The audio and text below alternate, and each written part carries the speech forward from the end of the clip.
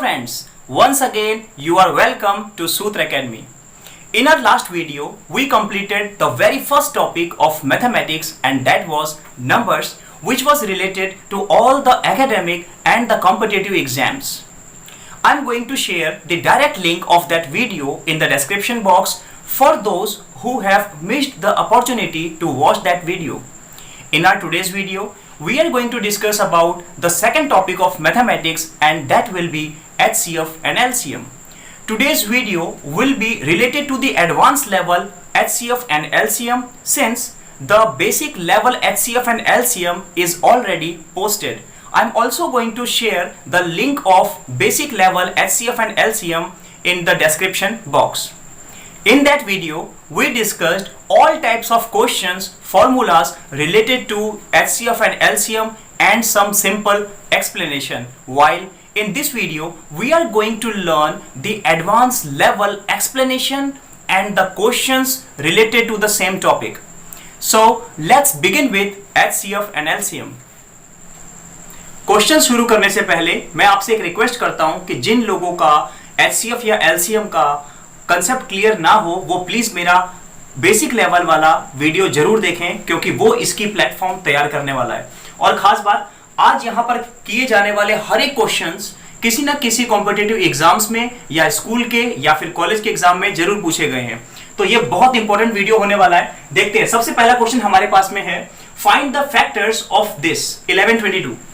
अब फैक्टर्स की बात करूं तो फैक्टर्स दो किस्म के होते हैं, एक तो कि ये नंबर किस किस के टेबल में आता है, और दूसरा उसके प्राइम फैक्टर्स। यहां पर प्राइम फैक्टर्स तो नहीं लिखा, लेकिन आप ये देखेंगे कि आपके ऑप्शंस में किस तरह से पूछा गया है, तो आप ऑप्शन के हिसाब से चलेंगे। ऑप्शन हमारे पास चारों के चारों जो है वो इस फॉर्म में दिए गए हैं, यानी कि हमें यहां पर प्राइम फैक्टर ही करना है। दूसरी बात, जो नॉर्मल फैक्टर्स होते हैं कि ये नंबर किस किस के टेबल में आता है, तो इतना बड़ा नंबर आपको एग्जाम्स में नहीं पूछे जाते हैं, क्योंकि वो बहुत लेंथी हो जाता है।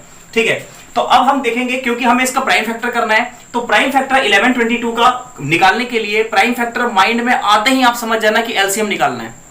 तो आप क्या करेंगे, इसका एलसीएम निकाल लेंगे। ये एलसीएम ऐसे निकालने की आपको जरूरत नहीं है, आपकी कैलकुलेशन थोड़ी सी फास्ट हो तो आप इसको मन में भी कर सकते हैं, बहुत आसान है। पहले इसको 2 से डिवाइड करा, फिर इसको 3 से डिवाइड किया, है ना। नंबर्स को आप आउट करते जाएं और आगे आगे कैलकुलेट करते जाएं, आपका ये आंसर आ जाता है। ठीक है, अगर फिर भी नहीं समझ में आता तो आप ऐसे प्रैक्टिस कर लें, कोई दिक्कत नहीं है। तो इस तरह के 4 ऑप्शंस आपके होंगे, तो आपको ये वाला ऑप्शन उसमें सेलेक्ट कर लेना है, क्योंकि प्राइम फैक्टर जो है इस नंबर के वो ऐसे बन रहे हैं। ठीक है, और ये वाला क्वेश्चन जो है वो क्लैट 2010 में पूछा गया है। क्लैट में आपको बता दूं कि ये एडवोकेट बनने के लिए एंट्रेंस टेस्ट होता है, फिर इसके बाद ये क्लियर हो जाने के बाद में हमारे को एडवोकेसी करने के लिए अलग अलग कॉलेज ऑफर होते हैं। ठीक है, बड़े बड़े कॉलेजेस। अगला हमारे को क्वेश्चन है, this is very important question, ये बहुत बार पूछा गया है, रिड्यूस दिस टू लोएस्ट। अब मैंने यहां पर इतना बड़ा नंबर लिया है, जनरली एग्जाम्स में ऐसे क्वेश्चन आते नहीं है, लेकिन फिर भी ये आपको बता दूं इग्नू 2003 में पूछा गया है। क्योंकि ये नंबर बड़ा है तो आपको ऐसे एग्जाम में पूछा जाएगा जहां पर आपके पास टाइम ज्यादा हो करने के लिए, तो आपको बिल्कुल घबराने की जरूरत नहीं है।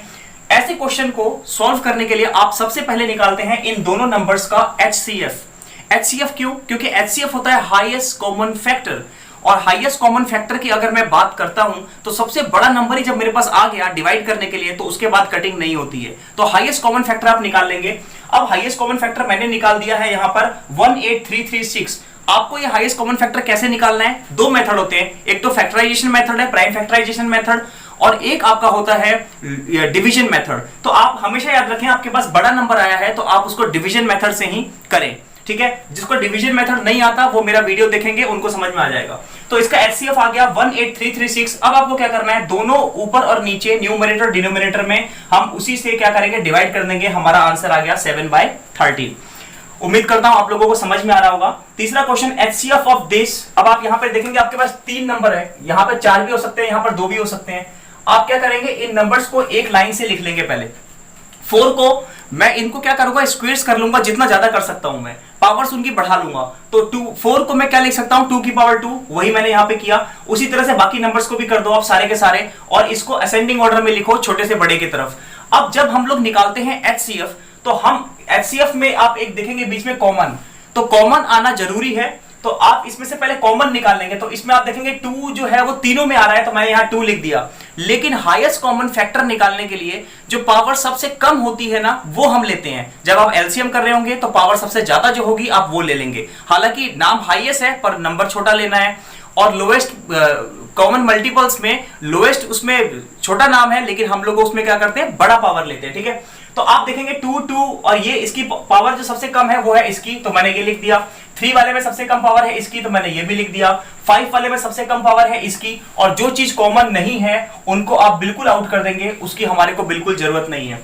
अब आपके पास आंसर 2 फॉर्म में लिखे जाते हैं, या तो आपका आंसर इस फॉर्म में लिखा होगा तो ये आपका आंसर हो गया, या फिर नंबर्स में लिखा होगा नॉर्मल तो आपका ये आंसर हो गया। ये क्वेश्चन एसएससी में पूछा गया है। ठीक है, अगला क्वेश्चन, जैसे हमने ये एचसीएफ किया, इसी तरह से एक एलसीएम का भी क्वेश्चन कर लेते हैं, क्योंकि ऐसे भी क्वेश्चन आते हैं। वही काम करेंगे सेम टू सेम। हम पहले क्या करेंगे, इनके ग्रुपिंग कर लेंगे, तो इसके भी 3 ग्रुप बनते हैं। फिर हमने क्या किया, सीक्वेंस वाइज इनको लगा दिया। पावर्स इसमें ऑलरेडी आप देखेंगे पावर बना करके दी हुई है, तो हमारा बर्डन थोड़ा सा कम हो गया है। पावर बनने के बाद अब हम क्या करते हैं, अब हम कॉमन नंबर्स निकालेंगे, पर जिसकी पावर ज्यादा हो, एचसीएफ में जिसकी पावर कम हो, बस ये ध्यान रखना है। तो आप देखेंगे 2 की पावर 5 सबसे ज्यादा है, तो मैं इसको टिक कर लेता हूं। 3 में ये 4 की ज्यादा है, 5 में ये 3 की ज्यादा है, और अब बाकी जो नंबर है वो कॉमन नहीं है। आप देखेंगे 11 इसमें है पर इसमें नहीं है, 7 इसमें है उसमें नहीं है, और इसमें 7 और 11 दोनों ही है।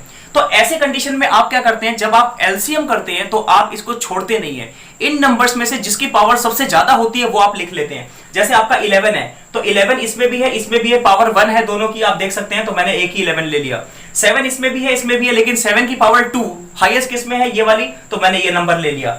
अब इन सबको मल्टीप्लाई करके एक फॉर्म बन सकती है, और एक ये नंबर खुद ही एक फॉर्म है। अब आप देखिए इतना बड़ा नंबर है, इसको मल्टीप्लाई करने में बहुत टाइम लगेगा, इसलिए ये क्वेश्चन इसी फॉर्म में पूछे जाते हैं। ये रेलवे का क्वेश्चन है, आपका रेलवे में ये क्वेश्चन पूछा गया है। आइए आप चलते हैं अपने अगले क्वेश्चंस की तरफ, जो कि बहुत इंपॉर्टेंट होने वाले हैं। 5th क्वेश्चन देखेंगे, एचसीएफ ऑफ दिस। अभी तक हम लोगों ने एचसीएफ और एलसीएम जो है वो एक सिंपल नंबर के किए थे। ये आगे आपके पास में फ्रैक्शनल नंबर।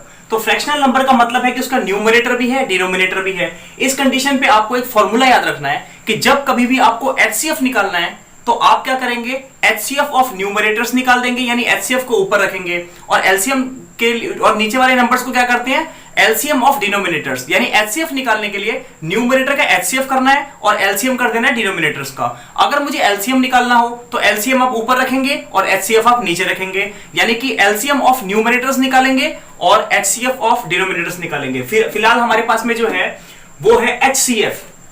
तो हम इसमें क्या करते हैं, एचसीएफ ऑफ न्यूमरेटर्स निकालेंगे। सिंपल, यहां पर कोई नंबर नहीं दिए गए, अगर नंबर दिए जाते तो हम उन सभी के क्या करते, एचसीएफ निकाल देते। तो नंबर नहीं दिया तो हम क्या लिखते हैं इसको, एचसीएफ ऑफ ए सी ई, यानी ऊपर वाले नंबर आप देखो ये पॉइंट ऐसे बन गया। उसी तरह से एलसीएम, यहां पर एलसीएम आएगा, ठीक है। तो एलसीएम ऑफ डिनोमिनेटर्स में आप क्या करेंगे, नीचे वालों के डिनोमिनेटर्स में एलसीएम निकाल देंगे। अब आपके पास जो ऑप्शंस होते हैं वहां क्या होता है, ये एलसीएम ऊपर लिखा होता है, एचसीएफ नीचे, या दोनों में एलसीएम या दोनों में एचसीएफ, या फिर लिखा होता है A into C into E, B into D into F, वो भी गलत है आपका। ये इसी फॉर्मेट में होना चाहिए, इसके अलावा बाकी कोई भी फॉर्मेट गलत होगा। IIM 2007 में ये क्वेश्चन पूछा गया है, this is very important question. फिर इसी का मैंने एक ले लिया एलसीएम में, तो सेम वही मेथड है। देखो नंबर्स आ गए आपके पास में इस बार, पिछली बार आपके पास जो थे वो नंबर्स थे, नंबर्स नहीं थे, वो आपके अल्फाबेट थे, अभी न्यूमेरिकल में आ गए हैं। तो इसमें हम क्या करेंगे, ऊपर वाले का एलसीएम निकालेंगे। क्यों भाई, क्योंकि एलसीएम पूछा गया है। अगर एचसीएफ पूछा जाता है तो ऊपर वाले का एचसीएफ निकाला जाता है, बस सिंपल, और उसी का अपोजिट नीचे, ठीक है। तो हमने इसको निकाला तो इसका आंसर आपका आ जाएगा 18। बहुत सिंपल है, इसको समझाने की जरूरत नहीं है। LICADO 2007 में ये क्वेश्चन पूछा गया है। अब आप देखेंगे एक नई चीज आ गई आपके पास में, GCD। हाँ जी, यहां पर GCD हो सकता है, यहां पर GCM भी हो सकता है। इसका फुल फॉर्म होता है ग्रेटेस्ट कॉमन डिवाइजर, यानी सबसे बड़ा नंबर जिससे हम कोई नंबर को डिवाइड कर सकते हैं। और इसकी जगह GCM होता तो ग्रेटेस्ट कॉमन मल्टीपल, तो वहां पर क्या हो जाता है कि उसके मल्टीपल्स, यानी सबसे बड़ा मल्टीपल कौन सा है, वो भी सेम मतलब वही है, डिवाइजर वाला ही, ठीक है। और यही ग्रेटेस्ट नंबर की जब बात की जाए तो हम एचसीएफ अभी तक करते हैं, हाईएस्ट कॉमन फैक्टर। तो एचसीएफ और GCD और GCM आर सेम, ठीक है। अब आपको मैंने जो क्वेश्चन दिया है यहां पर वो थोड़ा सा अलग है, वो आ गए अब डेसिमल फ्रैक्शंस आपके, ठीक है। हमारे पास नंबर्स अब आ गए हैं डेसिमल में, और डेसिमल का भी एचसीएफ निकलता है, एलसीएम निकलता है, जी हाँ, उसका भी एचसीएफ एलसीएम निकलता है। आप सबसे पहले इसमें ये देख लें कि सबसे ऐसा नंबर निकालो जिसके पॉइंट के बाद सबसे ज्यादा नंबर्स हों। तो आप देखेंगे इसमें भी 2 हैं, इसमें भी 2 हैं, पॉइंट के बाद सिर्फ, ठीक है, पहले की बात नहीं करनी है। तो आपको बस ये पॉइंट हटाने हैं यहां से, ये दोनों के दोनों में क्या है, आपके पॉइंट के बाद 2 हैं। तो मैं इसके, आप ये पॉइंट हटाने के लिए मैं क्या करूंगा, 2 जीरो वाले नंबर से इसको मल्टीप्लाई कर दूंगा, यानी कि 100 से मल्टीप्लाई कर दूंगा। लेकिन आपको एक बात ध्यान रखनी है कि उस जिस नंबर से आप इसको मल्टीप्लाई करेंगे उसी से आपको बाकी के भी नंबर्स को मल्टीप्लाई करना पड़ेगा। तो मैंने बिल्कुल वैसा ही किया, 1.08 को 100 से मल्टीप्लाई किया, 108 आ गया, ये 36 आ गया और ये 90 आ गया, ठीक है। आपको करना 100 से ही मल्टीप्लाई है तीनों में। अब आपके पास नॉर्मल नंबर्स आ गए हैं और इसका एचसीएफ निकालने आपको बहुत अच्छे से आता है, जो कि निकल जाएगा 18, ठीक है। अब आपने जिस नंबर से उसको मल्टीप्लाई किया था उसी नंबर से आप क्या करेंगे, उसको डिवाइड कर देंगे लास्ट में, तो आपका आंसर आ चुका है एचसीएफ डेसिमल में 0.18, ठीक है। तो ये इतना आसान है। होटल मैनेजमेंट 2002 में ये क्वेश्चन पूछा गया था। आप समझ सकते हैं कितने इंपॉर्टेंट क्वेश्चंस हैं। मैं हर एक फील्ड के क्वेश्चंस ला रहा हूं। मैं आपको एक बात बता दूं कि टॉपिक एग्जाम्स आपके कोई भी हो, कोई से भी एग्जाम हो, मैथमेटिक्स थोड़ी बदल जाएगी, जीके थोड़ी बदल जाएगी, या इंग्लिश बदल जाएगी, कुछ भी नहीं बदलता दोस्तों। आपको बस सारे टाइप्स पढ़ने हैं और वो किसी भी एग्जाम में, वो आईएएस के एग्जाम में, वो पीसीएस के एग्जाम में भी पूछे जाते हैं। और मैं यहां पर पीसीएस के क्वेश्चंस भी आपके लिए सॉल्व करके दूंगा। अब देखेंगे एलसीएम। अब सेम वो जो हमने एचसीएफ में किया वही हम एलसीएम में करेंगे। सबसे बड़ा नंबर चुन लो, ये रहा पॉइंट के बाद, ठीक है। तो मैं 100 से इंटू करना पड़ेगा क्योंकि 2 है, तो मैं 100 से तीनों में इंटू करूंगा। तो नंबर्स हमारे पास कुछ इस प्रकार से आ गए, एक छोटा आ गया, बाकी हमारे 3-3 डिजिट के आ गए। इसके आप एलसीएम निकाल लेंगे तो आपका 2700 आ जाएगा एलसीएम, वो आप खुद निकाल लें, ठीक है। एलसीएम निकालते ही आप क्या करते हैं, तो इतना आ गया। फिर आप देखेंगे किससे आपने मल्टीप्लाई किया था, तो आपने 100 से मल्टीप्लाई किया था। जिससे आप मल्टीप्लाई करेंगे उसी से आपको डिवाइड करना है। तो इसको आप डिवाइड करेंगे तो 2 जीरो से 2 जीरो कट गया, आपके पास 27 आंसर आ चुका है। एसएससी का क्वेश्चन है, तो ये भी बहुत इंपॉर्टेंट क्वेश्चन है दोस्तों। थोड़ा सा मैंने फास्ट पढ़ा दिया है आपको, आगे मैं कोशिश करता हूं कि थोड़ा सा स्लो पढ़ाऊं। मैं चाहता हूं वीडियो छोटा बने ताकि आप लोगों को मजा आए और एनर्जेटिक आप रहें। चलिए आगे देखते हैं क्वेश्चन। आज के टॉपिक से रिलेटेड अब हमारे पास में कुछ यूनिक क्वेश्चंस हैं जो बहुत कम देखने को मिलते हैं। हाँ, पर यहां यह कहना गलत नहीं होगा कि इन क्वेश्चंस ने हर टाइप के कॉम्पिटिटिव एग्जाम्स में अपनी छाप छोड़ी है। देखिए ये यूनिक क्वेश्चन कैसे हैं, क्या हमने कभी देखे नहीं क्या? तो क्वेश्चन क्या है, the product of 2 numbers is this. 2 numbers हैं जिनको आप मल्टीप्लाई करेंगे तो ये आ जाएगा, ठीक है। And there HCF is 13। उसका एचसीएफ कितना है, 13 दिया हुआ है। The number of such pairs, तो वो जो नंबर्स होंगे वो कितने पेयर्स में आपके बनेंगे, ठीक है। जब आपसे इस टाइप का क्वेश्चन पूछा जाए तो क्या क्या करना है मैं आपको लाइन वाइज बताता हूं, आपके समझ में आ जाएगा। सबसे पहले आप क्या करेंगे, इस नंबर से उन दोनों नंबर्स को मल्टीप्लाई करेंगे तो आपका आंसर ये वाला आ जाएगा, ठीक है। अब आप वो नंबर खोजे कहां पे हैं, वो नंबर तो है ही नहीं। जब नहीं है तो हम कोई भी 2 अननोन नंबर मान लेते हैं। मैंने यहां पर ए भी माना है, तो आप 13 से ही ए को मल्टीप्लाई करेंगे, फिर 13 को बी से मल्टीप्लाई करेंगे और इसका जो प्रोडक्ट होगा वो आपका ये वाला होगा, यानी कि 2028। अब आप देखेंगे 13 13 से 169 होता है, 169 जाके उधर डिवाइड हो जाएगा तो आंसर आ गया 12। ये 12 आ गया और a इंटू बी हो जाएगा, तो यहां पर आ गया मेरा ए बी। तो ए बी मेरा कितना आ गया है 12। अब आपको इसी के पेयर निकालने हैं, 12 के पेयर। आप 12 के जो पेयर निकालेंगे वो पेयर्स होने चाहिए को प्राइम, ठीक है, क्योंकि हम एचसीएफ कर रहे हैं। को प्राइम का भी मतलब क्या होता है, किसी भी 2 नंबर्स का अगर आप एचसीएफ निकालें और एचसीएफ 1 आ गया तो वो नंबर्स जो होते हैं वो को प्राइम कहलाते हैं। तो हम लोग देखेंगे 12 के आप मल्टीपल्स बना लें, कैसे 12 कैसे आएगा हमारे पास, आंसर कैसे कैसे आ सकता है। आप 1 इंटू 12 कर देंगे तो भी 12 आएगा, आप 2 इंटू 6 कर देंगे तो भी 12 आएगा, 3 इंटू 4 कर दीजिए, 6 इंटू 2 कर दीजिए, 12 इंटू 1 कर दीजिए। ये 5 जो नंबर आपके सामने आ गए हैं ये आपके 12 बनाते हैं। अब इसमें से वो नंबर छांट लो जिसके एचसीएफ जो है वो 1 आ रहे हैं। तो हम देखेंगे इसका एचसीएफ एक 1 आएगा और एक इसका एचसीएफ 1 आएगा, इसका एचसीएफ 2 आएगा, इसका 2 आएगा, इसका 1 आ जाएगा, ठीक है। तो अब हमारे पास में पेयर्स जो है वो कैसे बनेंगे, 1 इंटू 12 कर लो चाहे 12 इंटू 1, इसमें से मैं एक ही नंबर लूंगा तो मैं इसको हटा देता हूं, ठीक है। और दूसरा मेरे पास में क्या आ गया 3 इंटू 4, ठीक है। तो अब मैं इसके 2 ही पेयर इसके बन रहे हैं हमारे पास में और यही आपका आंसर भी है। मैं आपको बता दूं क्वेश्चन के ऑप्शंस होते हैं 0 2 4 6 8 इस टाइप से पूछे जाते हैं। तो यहां पर कितने पेयर बन गए, 2, यही आंसर है। अब ये पेयर कैसे हम लोग सॉल्व करते हैं, अगर आगे फर्दर कभी सॉल्व करने के लिए पूछा जाए, कॉलेज के एग्जाम में ये पूछे जाते हैं इसलिए बता देता हूं। इन दोनों नंबर्स को आप उसी से मल्टीप्लाई करेंगे जो आपको एचसीएफ के तौर पे दे रखा हो। तो आप इसको 13 इंटू 1 करेंगे तो 13 आ जाएगा और इन दोनों को मल्टीप्लाई करेंगे और फिर आप इन दोनों को मल्टीप्लाई करके देख लीजिए और इन दोनों को, इसके साथ एक पेयर बन गया, इसके साथ एक पेयर बन गया। That is why it is called the numbers of 2 pairs, ठीक है। तो ये इस टाइप का क्वेश्चन है, ये एचसीएफ है यहां पर, ये आप ध्यान रखें। अगर यहां एलसीएम होगा तो सिनेरियो कुछ और होगा। तो सिनेरियो क्या होगा वो भी हम लोग देख लेते हैं अगले क्वेश्चन में। ये क्वेश्चन आपका पीसीएस में 2009 और एएओ 2010 में पूछा गया है, तो आप इसकी वजूद जान सकते हैं कि ये कितना इंपॉर्टेंट है। पीसीएस बहुत बड़ा एग्जाम होता है यूपीएससी का, ठीक है। अब हम देखेंगे the ratio of two numbers is this. ये रेशियो में दिए हैं 13:15। कभी भी कोई नंबर्स आपको रेशियो में दिए गए हों, भले आप अलजेब्रा के क्वेश्चन सॉल्व करें, भले आप ज्योमेट्री के क्वेश्चन सॉल्व करें, आप समझ जाना 13x और 15x, आप उन नंबर्स को x में मान लेंगे, माफ कीजिएगा रेशियोज को x में मान लेंगे, ठीक है। अब बोला गया and there LCM is this. अब की बार हमारे पास यहाँ पे एलसीएम आ गया, पिछली बार हमारे पास एचसीएफ आया हुआ था, ठीक है। अब हमारे पास में ये जो है वो उसका क्या है, एलसीएम दे रखा है, ठीक है। अब हमारे को वो नंबर्स फाइंड आउट करने हैं कि वो नंबर्स क्या हैं। इस कंडीशन में आप ये मत करना कि 13 को a से इंटू कर दिया, फिर 15 को b से इंटू कर दिया और उसके सामने ये लिख दिया, ऐसा बिल्कुल भी नहीं होगा। एक नंबर हो गया 13x, एक नंबर हो गया 15x, वो मैंने यहां लिख दिया 13x 15x। आप सबसे पहले निकालेंगे इसका एलसीएम, तो इसका एलसीएम जो निकलेगा वो कितना निकल जाएगा 195x, ठीक है। x आपको कॉमन लेकर के रखना होता है, कभी भी एलसीएम निकालेंगे अननोन नंबर आएगा तो उसको कॉमन लेकर के साइड कर देना, बाकी नंबर्स का जैसे एलसीएम निकालते हैं एज इट इज ही निकलेगा, ठीक है। अब आप क्या करेंगे, ये जो आएगा इसी के सामने आप रख देंगे इसको, एलसीएम को यानी कि उसके, ठीक है। इससे आपके पास क्या आ जाएगा, x की वैल्यू निकल आएगी, ठीक है। अब x की वैल्यू निकल आई है हमारे पास में। अब दो नंबर फाइंड आउट करने बहुत आसान है, क्यों, क्योंकि एक को 13 से मल्टीप्लाई कर देंगे, एक को 15 से मल्टीप्लाई कर देंगे। तो हम लोग यानी कि 204 को 13 से मल्टीप्लाई कर दो, फिर 15 से मल्टीप्लाई कर दो, तो वो आपके पास नंबर आ जाएंगे। ये आपका आंसर हो गया, दो मैंने यहां लिखा है, ठीक है। यहां पर भी मैंने लिख दिया आंसर, आप देख सकते हैं। और ये भी क्वेश्चन आपका पीसीएस 2009 में पूछा गया, ये भी पीसीएस 2009, जी हाँ, ये दोनों क्वेश्चन एक ही पेपर में पूछे गए थे और दोनों ही बहुत इंपॉर्टेंट है। बड़ी मुश्किल से मैं आपके लिए क्वेश्चन निकाल के लाया हूं, ठीक है। अब आप देखिए ये वाला question, the HCF of P and Q is x. आपके पास में दो नंबर्स हैं, एक p है एक q है, उसका एचसीएफ जो है यानी कि हाईएस्ट कॉमन फैक्टर वो आपको दे दिया है x। चलो यहां तक हमने एक चीज निकाल ली, ठीक है। सब जो मेन चीजें हैं जो आपको न्यूमेरिकल में दिया है, अननोन नंबर में दिया है, उसे आप अंडरलाइन करते जाएं, क्योंकि this is going to be very important in this solution. And q is equal to x y, q की वैल्यू कितनी है, एक्स वाई है, तो आपको इसमें है ना एलसीएम फाइंड आउट करना होता है।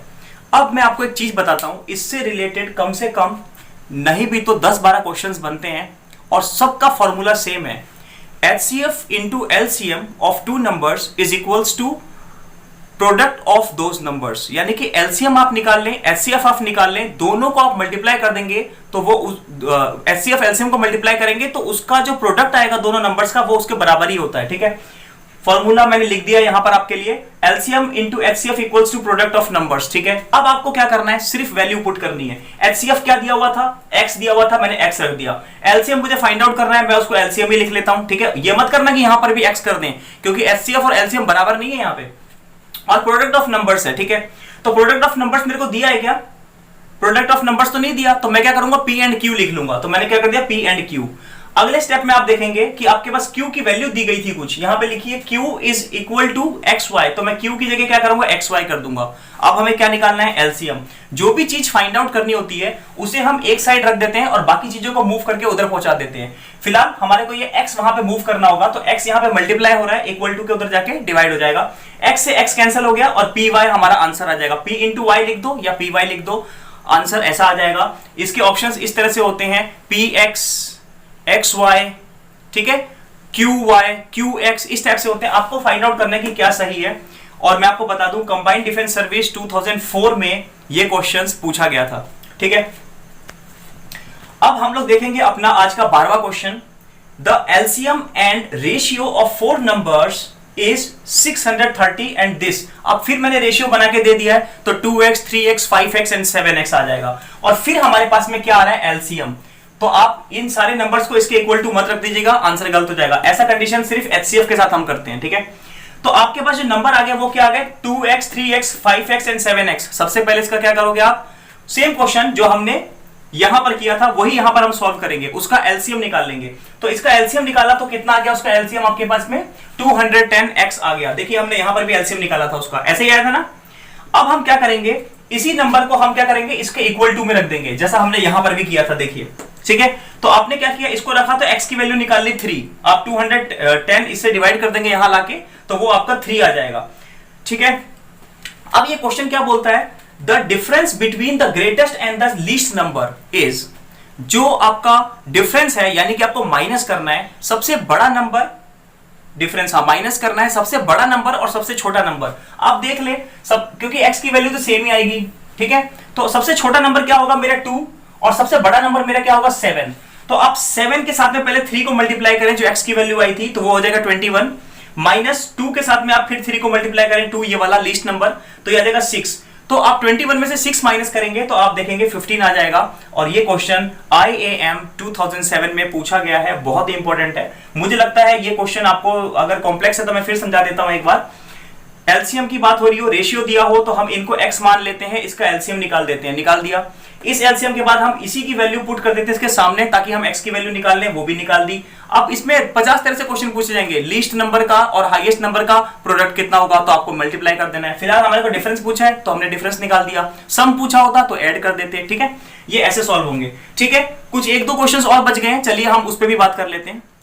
एक क्वेश्चन मैंने लिया है आपका लीनियर इक्वेशन इन 2 वेरिएबल्स में से, ठीक है। ये क्वेश्चन आपके क्लास 10th में आपने पढ़ा होगा और ये काफी सारे कंपटीशन के एग्जाम में भी पूछा जाता है। क्वेश्चन है the sum of 2 numbers is 45, their difference is 1/9 of their सम।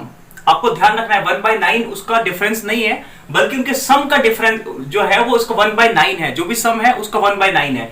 तो देयर एलसीएम इज, अब उसका एलसीएम निकालना है हमारे को। इसके आगे कुछ भी पूछ सकता था, एचसीएफ भी पूछ सकता था या और भी कुछ पूछ सकता था, ठीक है। तो अब आप देखेंगे यहां पर कि let the numbers be x and y, हमारे पास वो दोनों नंबर नहीं है तो हम उसको x एंड y करके मान लेते हैं। तो उसने बोला उसका सम जो है वो 45 है, तो सम कितना हो गया x plus y equals to 45, और जो उसका डिफरेंस है वो 1/9 ऑफ देयर सम है। यानी कि आप क्या करेंगे 1/9 ऑफ देयर सम, सम कितना था 45, इसको कटिंग करेंगे तो 5 आ जाएगा, इसलिए मैंने यहाँ पे 5 लिखा है, ठीक है। तो x minus y equals to 5 हो गया। फिर हम इसको एक सीरीज में लिख देते हैं 1/1 और हम लोग नीचे वाले नंबर्स के साइन का उल्टा कर देते हैं। प्लस में था ये x, इसको माइनस में कर दिया, ये माइनस में था ये प्लस में कर दिया, ये प्लस में था इसको माइनस कर दिया। साइन का अपोजिट सिर्फ नीचे वाले का। आप देखेंगे x से x कट चुका है, ये प्लस में तो y प्लस वाई 2y हो जाएगा, 2y आ गया।